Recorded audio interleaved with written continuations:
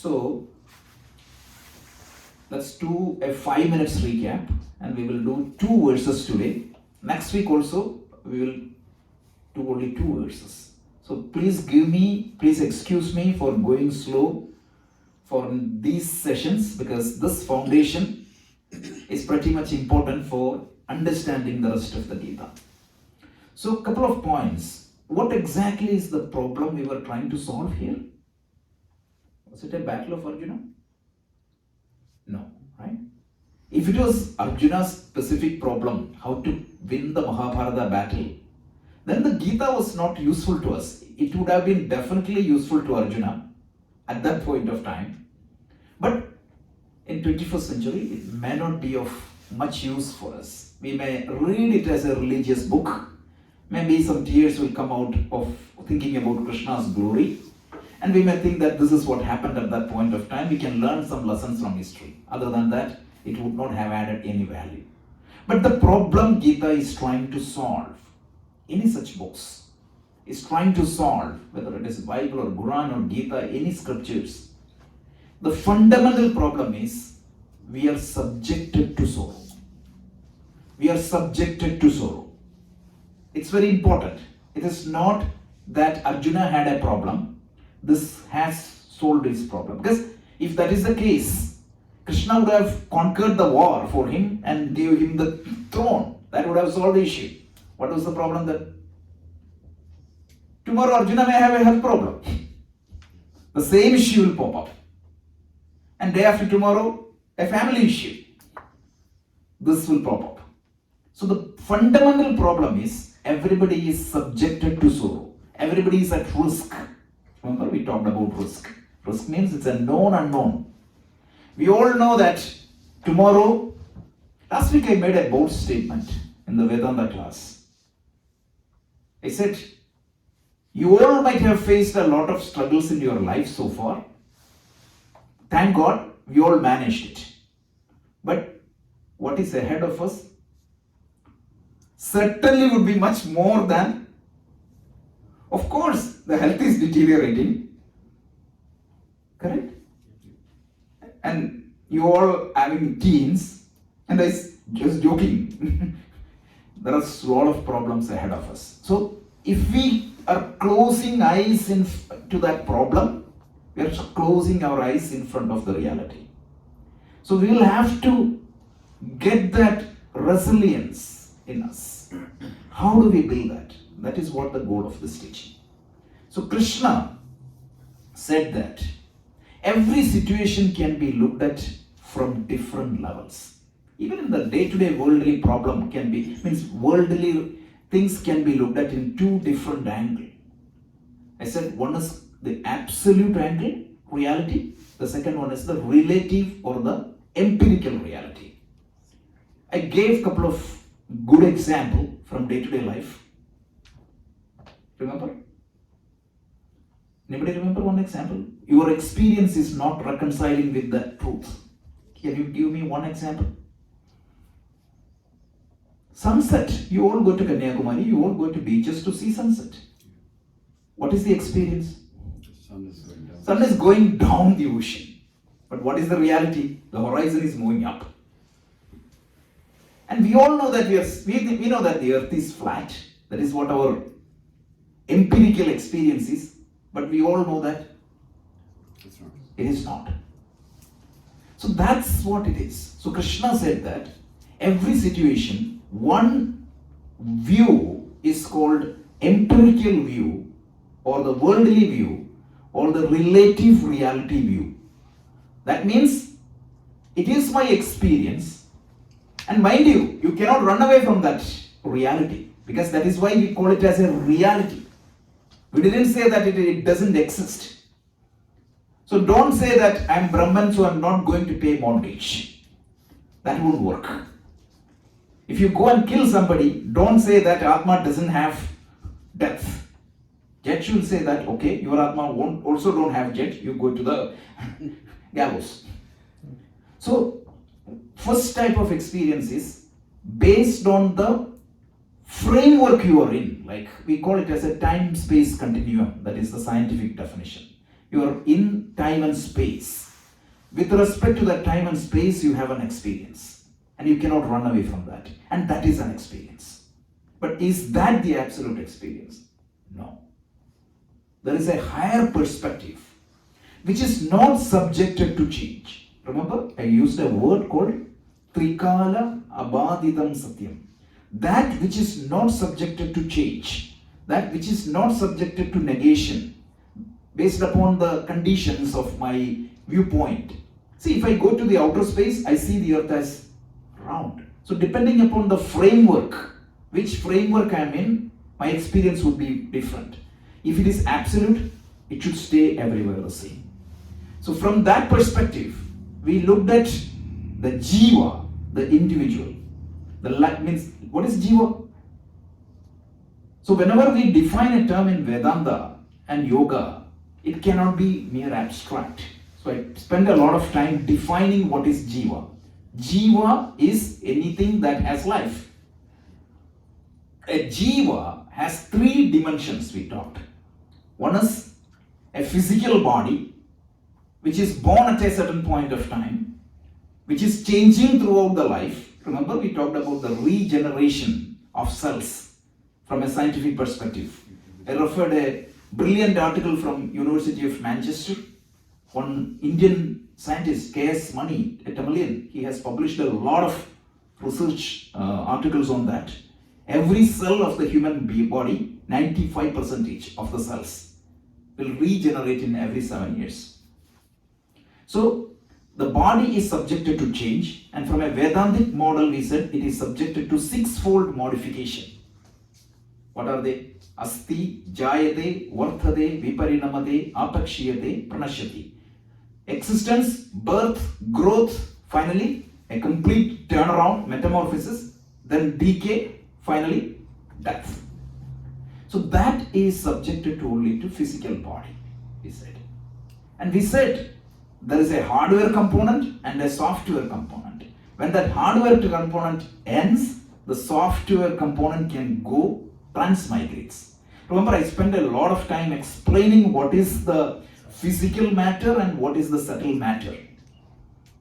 Just keep that example of that hard disk. 2.2 pound weight means hard disk. You stored the 2 TB of data into that, which is the lifetime of your video, and you weighed it again, it has the same weight. So that's the subtle matter. If you don't remember subtle matter, if you just remember this one example, it will be crystal clear. So the subtle matter or the software, which, remember, I spent a lot of time explaining that who gives the personality? Software. Remember, right now it's a PowerPoint. It can go to one note in a second. And I said when a teen uses Instagram, personality. So what exactly is the software running on the computer will give the personality. So the software, which is your subtle body, is going to give you the personality. But the software can manifest only when there is a hardware. If the hardware has its own constraint, if the monitor is not working, what happens? The software might be good, but it won't come out properly. So the hardware-software combination is absolutely must have. And what is the lifespan of this subtle body? It goes on and on and on. We talked about the karma. Mind you, I said it's a matter of belief. And I said one more thing. When you believe something reasonable. That's it. That's all I can say here. I'm being very close to the facts. Okay. So if somebody says that it is not, that's not correct. How can you prove it? If somebody wants to prove it, they have to die. So the third thing, we said, in spite of the hardware and software, you need a third component, which is the electricity.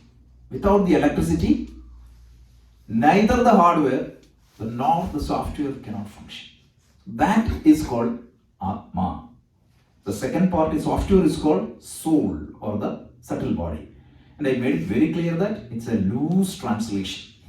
Soul means it's a loose translation. The other one is physical body. So what Krishna was trying to say here is that he said, the first statement he said, "Hey Arjuna, you are speaking words of wisdom." Remember the first chapter, you all asked me, yeah, Arjuna is speaking words of wisdom. The first thing Krishna acknowledges is, you are speaking words of wisdom. But a wise person don't get into these hysterical conditions. Remember, we talked about different levels of stress.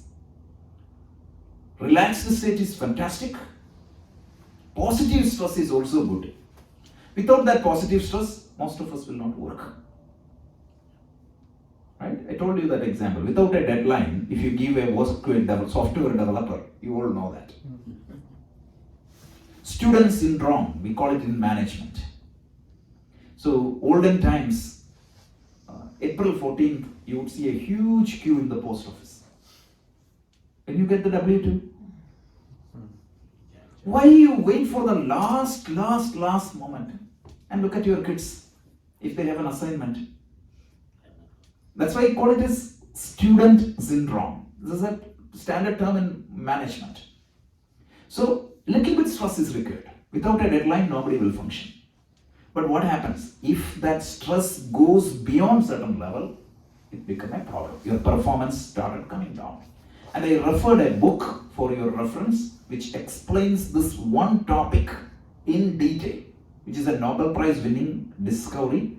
It's called Flow. That is the book's name. Book's name is called Flow. It's a very famous book. You might have heard the word flow for sure. There's a book. Flow, I believe that the book's name is the Science of Optimal Performance. So now the modern neurology comes back and tell you, psychology comes back and tell you that this is the way you should operate. This book, and you would see so many concepts of Gita in a different language in that book. I forgot the author's name. It's a very strange author, meaning name. He's a fantastic scientist. Michael.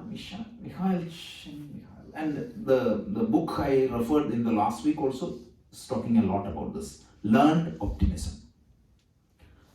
It's a UPenn scientist. His name is Martin Seligman. So having said that, author's name is Mihaly something. No. Yeah, Mihaly. She's Z.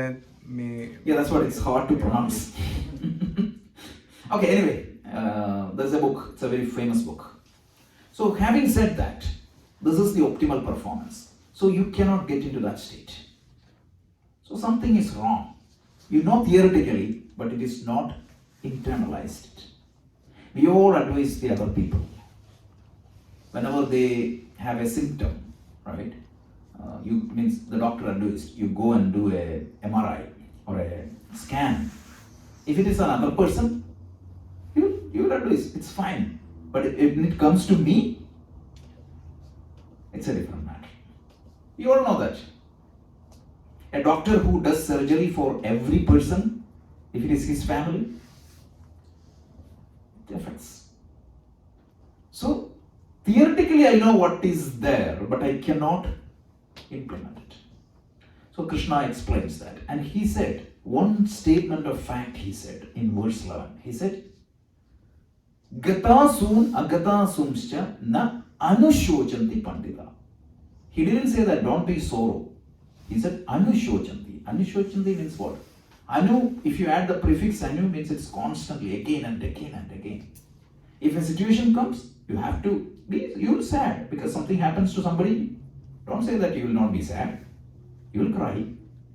But if that is going to put you completely down from doing what needs to be done, that's a problem. So that's what Krishna said. And he said, eventually you don't, means you have to understand.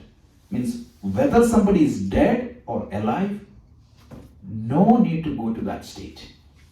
He started explaining that by giving some facts. He put the whole thing into two different buckets. One is, if your fear is about fear of death, I'm going to tell you something. Two things you need to understand. One is, the greatest fear is fear of death. So how did he mitigate that? He gave that absolute perspective. He said, from an absolute perspective, there is no death and birth. he used a double negative, if you remember. He said, there was not a time when I was not there. There was not a time when you are not there. There was not a time when all these people were there. And there won't be a time when we all cease to exist. That means what? Simple terms. There is no birth, no death. Right. That is the first part. And then he said, yeah, there is another entity. What happens? When the body dies, what is going to happen? The software or a subtle component in you will transmigrate to a different body. So that was the verse 13 we saw. So let's go to the 14 now. So the fear of death, at least you may not be convinced, but at least you know that there is a different perspective. That much is good. So now, then what is the problem? You may tell me that, okay, if somebody hits me, if something happens to some near and dear, or if the stock market crashes, or some nagging boss is there, or managing teams, all that a problem. What does that mean? Can I say that I'm Atma, so I can run away from that? Absolutely not. That's what? There would be problem while you are living, there would be a fear of death. So the fear of death part is explained. Now he's going to explain the problem while living. So let's see.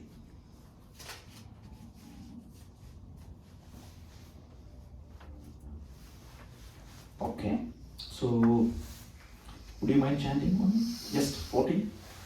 Matra sparshastu kaunteya shitoshna sukha dukkadaha agama payino nityaha tam stitikshasva bharata. Beautiful. So he tells Matra sparshastu kaunteya shita ushna sukha dukkada. Matra sparshastu. Matra literally means to measure. But here the meaning is, it is your sense organs when it touches the sense objects. It is poetically said that your sense organs are measuring. The eyes are measuring the light and the people around you. The ears are measuring the sound, etc. So when the sense organs touches the sense objects, when the eyes contact with the names and forms, when the ears comes in contact with the sound, when the skin come in contact with the objects, when the tongue contacts with the food or anything tasty, so when the nose contacts with the smell, these are the sense organs contacting with the sense objects. What happens? There is an experience. What is that experience he is talking about? Shita, Ushna, Sukha, Dukkha. Basically he is saying that every experience in this world, of course this experience comes through the sense organs. Every experience in the world will generate something in you. Sometimes it is heat and cold, Shita, Ushna, Sukha and Dukkha. What happens? Some of these experiences might be pleasant, some of these experiences would be unpleasant. So when every experience of this life would generate an experience of you, some of them would be physically good, some of them would be physically not so good. Some of them would be emotionally good. That is what I said. Shita and Ushna at the physical level. Sukha and Dukkha at the emotional level. So emotionally it would generate different experience. Physically also it would be generate different experience. Look at the completeness of the Gita. And he tells the next verse, Agama apayino anityaha. The agama apayinaha means it comes and goes. They are not permanent. Today you have all the luck. Tomorrow that may not be the case. And that doesn't mean that is going to stay forever. These experiences will come and go. Don't think that you can be in pleasant experience always. If somebody has that understanding that, okay, I learned, I am spiritually strong, so tomorrow onwards there won't be any tsunami, there won't be a nagging boss, and everybody is going to be changing. Krishna is negating that. It's coming really practical reality. And what is the agama apayino anityaha? When you chant, it is nitya, but when you divide the sandhi, it is anitya. Agama apayino anityaha. They are not permanent. These experiences are not permanent. So there is a good study, like I think there is a TV show which chases all the people who won the lottery. What is your understanding of winning lottery if you get 500 million? What would, right now, if you may think that you don't need anything. I was talking to somebody yesterday. He said that if I get a green card, I don't need anything.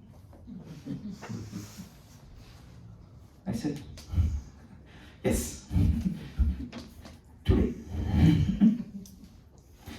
If that is the case, all of you would have been self-realized masters. That's like that Wipro job and the... Right. So Kailash ji was telling in the Vedanta class, this is a very good thing, like when he was studying, he had 3 ambitions. One is, sorry Kailash ji for using your personal example, he gave the permission to do that. That's why. He said a job at Wipro, a 4-digit salary, and a moped, right? Yeah. Previous 50. Yeah, previous 50. That is good enough. And right now, 1,000 times more you got.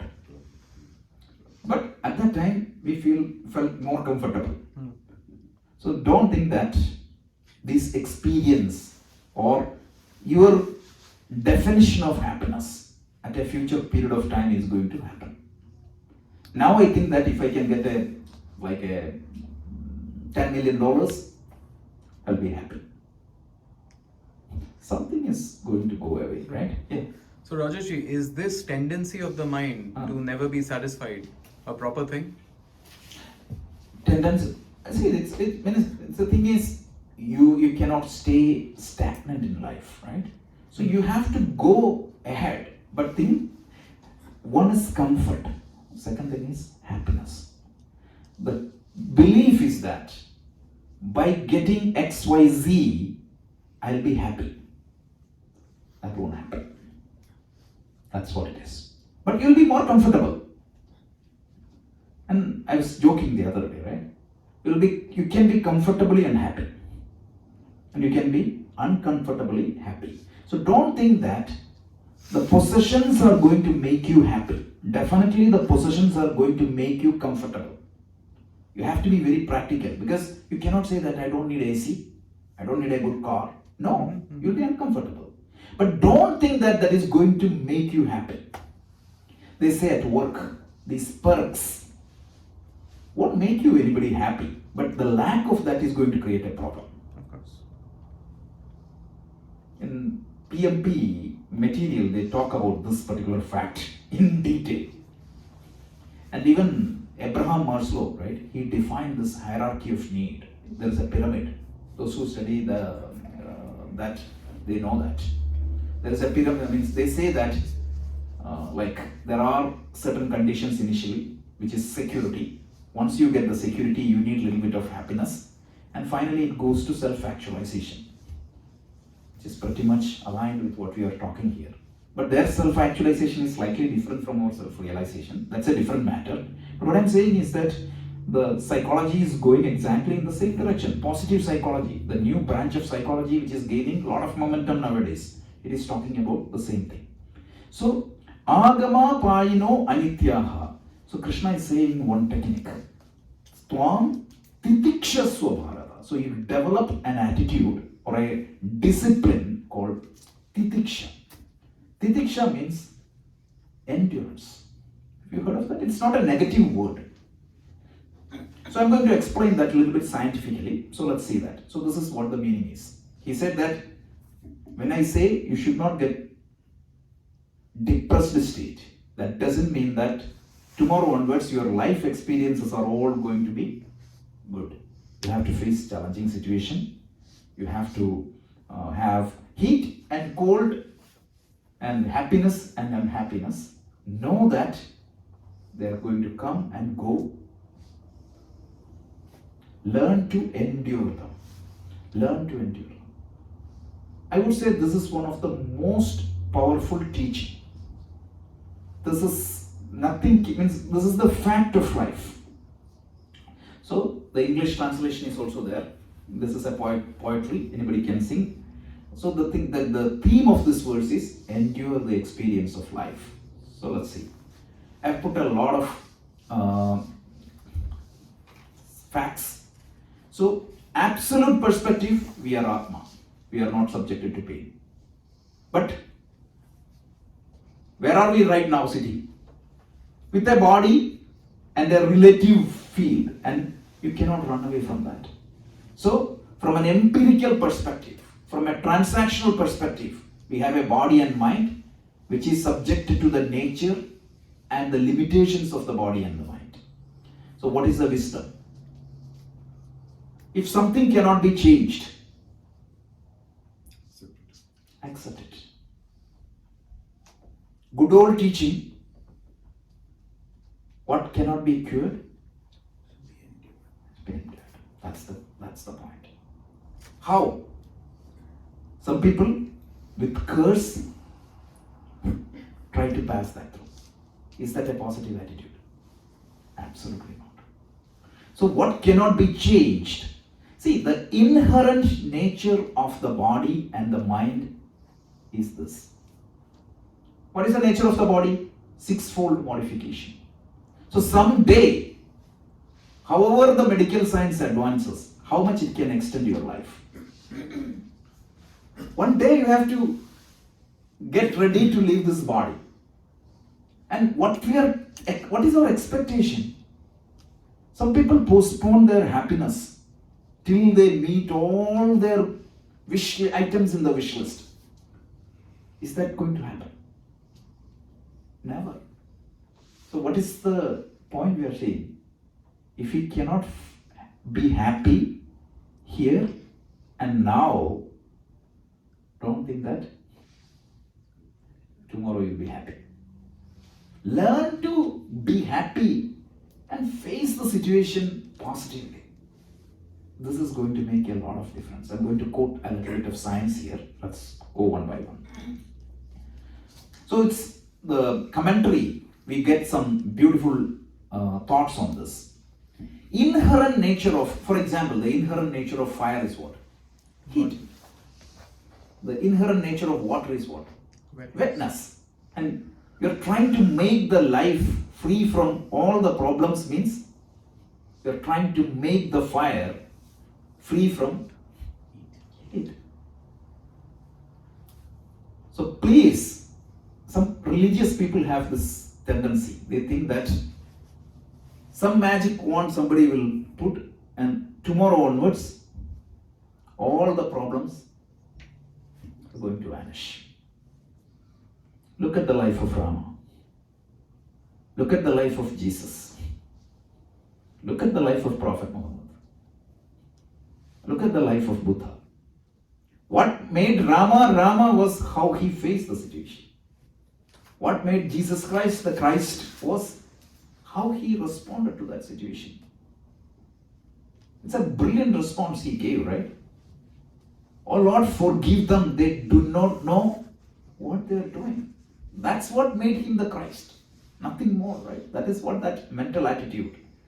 And in Bible you will see that beautiful passage where in a span of weeks, how he was treated differently.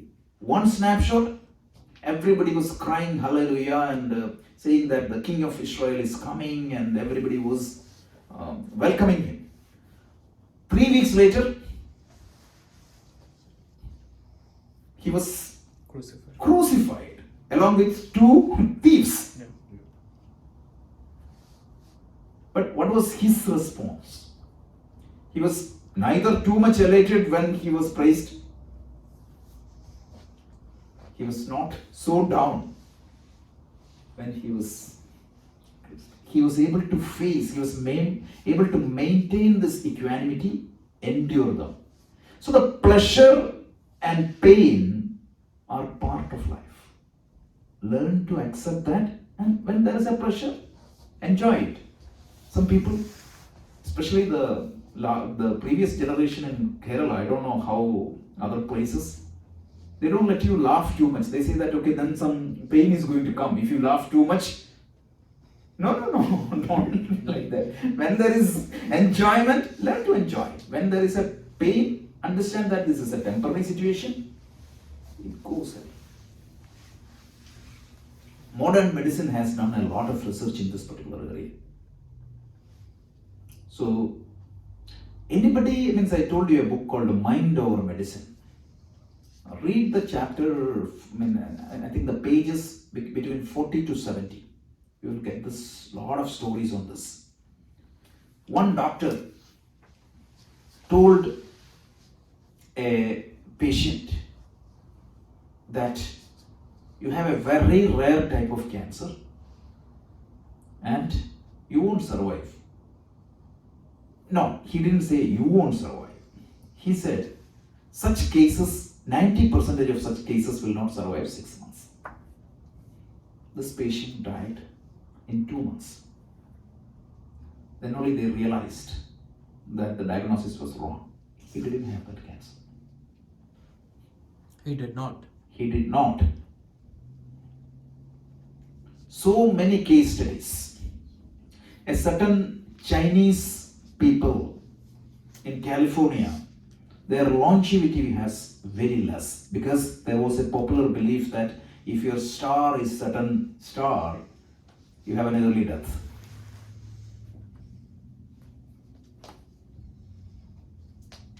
The whole placebo in medical science works because of this. If you learn to endure them with a positive mind, there is a very good chance that your body will be able to heal. And especially if you want to understand the scientific reference on this, I would suggest read the pages between 60 to 70 from that Mind Over Medicine. The scientific explanation is given properly. So, this ability to face situations with a positive mind, accepting the situation, facing it, it's extremely critical for anybody's well-being. That is very, very good. So let's continue. So endure the experience of life. So essentially we are saying here is that the intelligent person will not try to change the inherent nature of the object. What is the inherent nature of the project, here what we are talking? He won't expect that the life is going to be a series of good events. Can you tell me one person in the world who has 100% of the experience positive? It's just impossible. If you think that tomorrow is going to happen, that's the most superstitious belief. If you think that tomorrow onwards, by doing X, Y, Z, you will get into a state and all the experience is going to be positive, it's just impossible. So then you have to develop the attitude of accept. I accept the nature of the body. I will do. That doesn't mean that you won't go to a doctor. That is not what it means.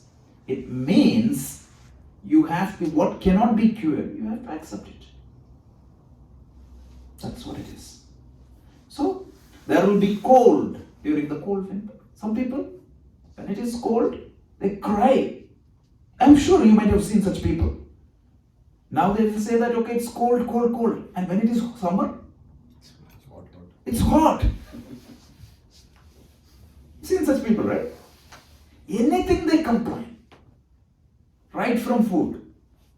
If the coffee is too hot, it's a problem. If it is cold. So the point Krishna is making is, there are certain facts which you can change. definitely go and change. If you get sick, what do you have to do? Go to the doctor, try to do the best treatment as much as possible. And sometimes that may not be good enough. Then, if you sit and get depressed,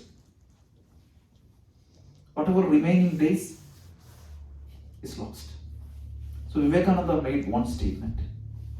A bold man dies but once.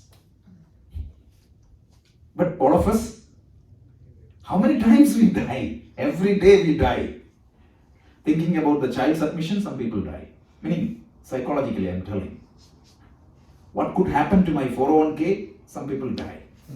What is going to happen to my relationship? Some people die. So you have to accept it. The very fact that you invested in stock, can you expect that always it is going to go up? It may go and down, up and go. So those who are into stock, they know, right? The time is always a factor. If you take 3 scenarios, you need cash for buying a car in 3 months. You need to fund your child's admission in 3 years. And you need to retire in 15 years. If you put money for that 3 months car buying into stock, you may not get that result, right? They always say in investment you need that time is a big factor. So the life, these types of ups and downs, if you just look at the graph of that stock, you just go to Yahoo Finance and take a stock and just look at the performance, you will see that. In between you will see in 2008 or 2000, when was that dip? 2008, right? There is a huge dip. And during the 2002 you could see a huge dip. So even if you made the investment at that point of time, look at most of the stock. I mean, some of them died, but stable companies you can see. Even if you did that time, it would have taken some 6-7 years to get that break even, but now it has gone up. Yeah. So be intelligent. Do everything you need. Means if you need to sell, sell it. But if you just get depressed over that, what change it is going to bring in your life? And if you get too much depressed, what is the problem? You may not be able to do the corrective action at that point of time. I told you about that pilot who, even forget about that pilot who landed the flight in the Hudson River. Very recently, an Air India flight, AI 101, in JFK, they could not, means they found that the whole JFK was clouded, there was zero visibility. Rarely it happens. Like, they found that the 2 automatic landing gears were not working. He was able to land it, very manually land it in Newark with limited visibility successfully. And you have to see the presence of mind you call typically. This is exactly what it is. That is what Krishna is talking. We are going to talk more about this because it's very easy. Right now he is telling you need to have this endurance. But then you will ask me, right? How am I going to get this endurance? Can I go and get a pill? It would have been very easy. A pill that is going to make me resilient on these things. That is where the whole yoga comes into picture. The yoga is the process by which trains your mind to get this endurance. Right now, Krishna is stating the fact. Remember, the style is, initially you have to say why, and we are talking about the what, and then we have to see the how. Yeah. So this is the what part. So you need to have that endurance. This is a must-have skill. And Krishna talks about this is an upasana. And it should be natural to be. And don't think that everybody is going to get this by birth. And this upasana, Krishna talks later, it's a learned skill. Thank God. Otherwise what happens? God will bless certain people with good resilience and some people. Have you heard of so some people, any headache is a brain tumor for them. Such people are there. Even in our own family you must find some people. And then, till you finish all the testing, everything will be fine. By that time, the next text will be there. Yeah. And have you tried to read these medical WebMD? Oh yeah, it's confusing. Don't. Any disease you read, I'm 100% sure that I got it, right? Some symptoms will be there, Absolutely. like slight headache or some body pain or constipation. Who don't have it? And some people just any small things they go to WebMD, automatically get depressed. This is the problem. So let's go to the next thing. So endure the experience of life. So as long as we are in the body, this experience will come and go. Shankaracharya makes 3 points very clear. If there is some yoga, yoga is going to happen. Somebody has came to your life. It could be your spouse, it could be your child, it could be your house, everything. One day, you have to leave them. If some yoga happens, yoga is going to happen. You can prevent it as much as possible, but you cannot say that this is forever. Second point, if there is growth, there will be decay. You were a child, you were grown up, and I talked about that apakshiyate. The signs are already there, right?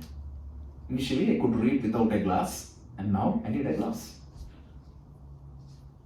Blood pressure medication. The vitals started changing. All that is going to happen. Then, if there is a gain, there could be loss sometimes. There is no life with gain alone. And life is a series of that. That's the nature of life. Remember, the nature of fire is heat. And you're trying to remove that sorrow part from life. It will not happen. Be realistic. That's the time people think about heaven. Heaven is an escape route from the problems of life. Truly speaking. So, ancient times people used to do a lot of rituals. For what? Going to heaven. And in the second chapter, verse 41, 2, 3, 4, Krishna ridicules such things. They think that going to heaven is going to solve all the problem. As joking, you'll have heavenly problems. There. So, that's what it is. So the things keep on changing.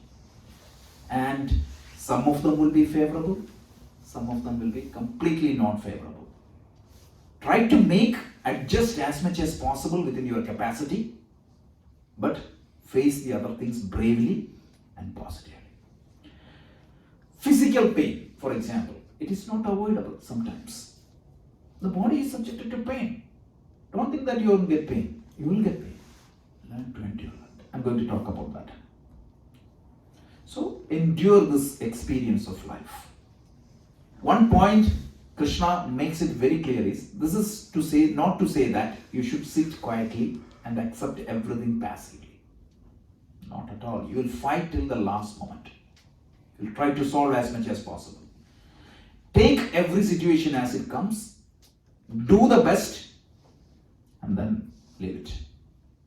So, nothing will remain the same for all. So, this endurance is what we said.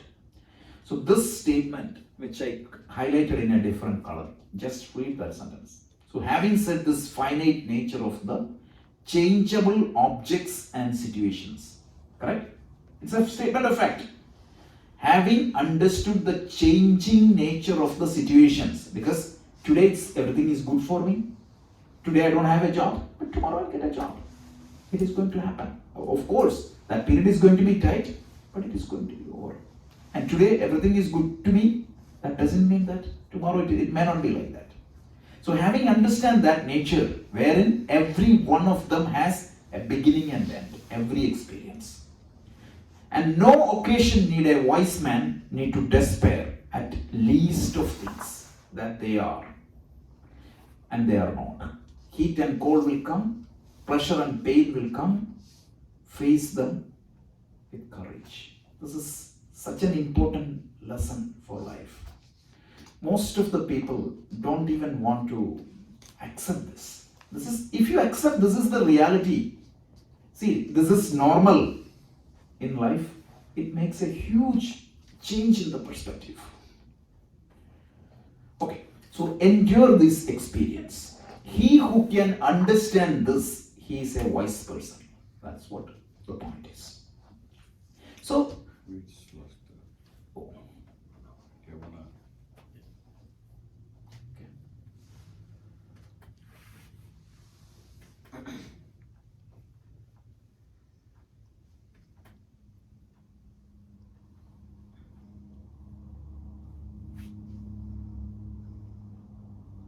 so this endurance, there is a technical term. It is called titiksha in our scripture. Titiksha is a mental discipline one need to develop. What is the definition of titiksha? Shankaracharya defines this in his brilliant work called Vivek Chudamani. The definition of titiksha is Sahanam sarva dukkhanam apratikara purvakam chinta vilapa rahitam sa titiksha niketyate. So when there is a painful situation, you have to endure them positively. How? Chinta vilapa rahitam. Some people adjust it. Why? There's no other choice. But in that period, they will curse from Lord Shiva to their wife. Everybody will be cursed and they will be upset. They will hit the wall. Swami Chitmananda was telling, joking, somebody was telling, like, I feel like hitting the wall. He said, please do. Is that going to change the situation? Absolutely not. So this attitude is very important. So the presentation is there. We are stopping in 5 minutes. But just one more point. In medicine or in sports, you might have heard two terms. One is called the threshold of pain and the pain tolerance. So the neurology defines pain as what? Anybody have you thought about why do you get pain? No, why you need pain? It's a body's mechanism to alert you something, right? So that you can take care of it. So that is what is called the threshold of pain. So some people, like when certain means if you pinch, at certain point of time you feel that sensation. That is the threshold. But the threshold, having the threshold is very important because you don't want to miss any alert. But there is a tolerance level. Like some people, if you pinch a little bit more, they cannot bear it. If you pinch a little bit further, they cannot stay. So what is the maximum amount of pain you can tolerate? And that is called the tolerance, pain tolerance. And there's a lot of research has happened on this. They say, what? With practice, you can increase that. All these athletes, all these sports people, they go through a rigorous training. For what? To increase their what? Yeah. And the pain tolerance is influenced by, surprisingly, the modern science tells us exactly the same that we are talking here. They say your mental conditioning, your stress, your bringing up, your belief system, your attitude towards life. And what exactly is the solution? They say positive acceptance. I'm just quoting to say that this is not a dry theory. Every coach uses this extensively. So this threshold or the threshold of pain and the tolerance of pain. Titiksha is that discipline which allows you to expand your pain tolerance. Don't you need that? You're not interested in spirituality. You're not interested in moksha. Still, don't you think that this is something that you need?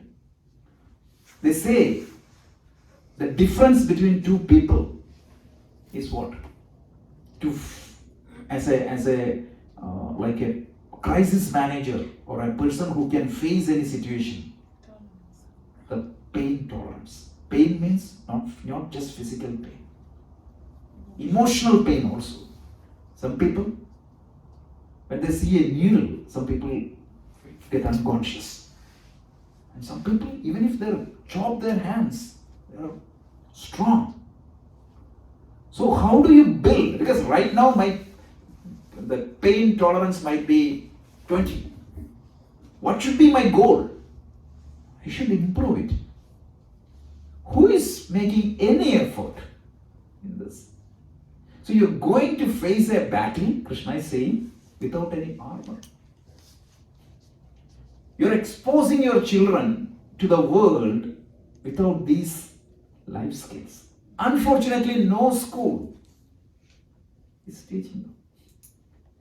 Just by learning how to multiply and divide, how to program a computer will not make them a strong human being. These are the disciplines. And mind you, this is what the Upasana Yoga, we are going to talk. 4 levels of discipline we are going to talk later in the 6th chapter. This is going to make you bulletproof armor to face the world outside. With this training, when you go and face the life situations, the same situations that brings you down, you'll be able to face it bravely and strongly. So that's why the Titiksha, Krishna is saying that for the life which is going to give you different types of experiences, you should be trained to face that situation. And that skill which is going to make you to face these challenges of life, that primary skill is called out as Titiksha. So let's recap. Means I was trying to cover 2 verses, but we'll stick with 1 verse. He said, Matra sparshastu kaunteya. Every life experience is going to give you Shita, Ushna, Sukha, Dukkha. It gives you pleasure, pain, heat and cold. Meaning physical level, good and bad. Emotional level, good and bad. Agama payino anityaha. They will come and go and they are not permanent. None of them are permanent. Tvam titikshasva bharata. So develop a skill called Titiksha. It's a good name to give to the kids. If there is any girls, put a name.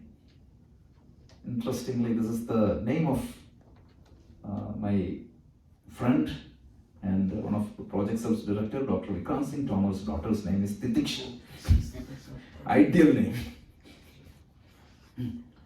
So the definition of Titiksha is given in the 25th verse of Vivek Chudamani, which is a book written by Shankaracharya. The definition given is Sahanam Sarva Dukkhanam Apradikara Purvakam Chinta Vilaparahitam. That's what it is. Chinta Vilaparahitam. Underline that. I also suffer all the problem. Why? There's no other option. I'll curse everybody. Right from God. If you go to the temple and stay behind the idol, 80% of the prayers is what? Either some request or some curse. I was doing so many things for you, but the Ishvara Kripa is such that it always falls left and right of me. Wait till chapter 7. You will have a clear understanding of this Ishvara Kripa. Because right now, some people become agnostic because of one life experience. So, all that doubts will be clarified with crystal clear clarity, chapter 7. Okay, so we'll stop here. And by the way, we are starting chapter 7 in a web session. So it is Tuesdays, 9:15 to 9:45. Anybody interested, you can join. Send out the flyers. So if you want to jump ahead with a little bit further. Okay, any questions on this verse? Any doubt on the practicality of this verse? Okay. So, what is a healthy life? Krishna is going to talk in the next verse. And then he's going to talk a little bit more about the absolute. So this is it. So please allow me to go slow a little bit in these verses because this has to be understood. As I said, this is not a matter of belief, but it's a matter of understanding. Please, you need faith. Don't judge me wrong, but this is not a X said you believe because of that. No. It has to be understood.